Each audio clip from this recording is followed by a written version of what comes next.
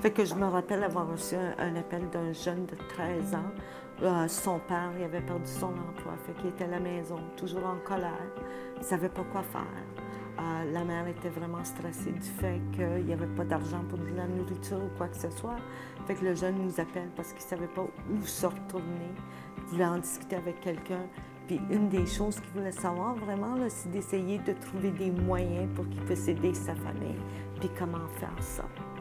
Moi, un des appels qui me reste le plus avec moi, c'est un appel que j'ai reçu à environ 4 heures du matin. C'était un jeune homme sur l'appareil, il était en sanglots, puis il m'a dit qu'il en avait eu assez. Il se sentait pris comme dans un trou, puis il était tanné de creuser, puis d'essayer de s'en sortir. Puis je lui ai dit que j'allais nulle part. Puis je suis resté avec lui au téléphone pendant un bout. Et j'ai eu la chance d'entendre parler de ce jeune homme-là. Il a rappelé quelques mois plus tard et sa situation avait changé d'une bonne façon.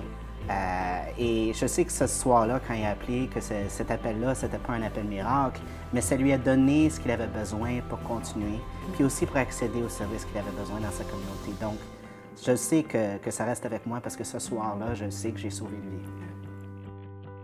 Moi, les appels qui me touchent toujours beaucoup, c'est les appels qui tournent autour de l'intimidation parce que ça se vit souvent avec beaucoup de détresse et ça se vit souvent dans le silence. Et on parle beaucoup des jeunes qui vivent de l'intimidation.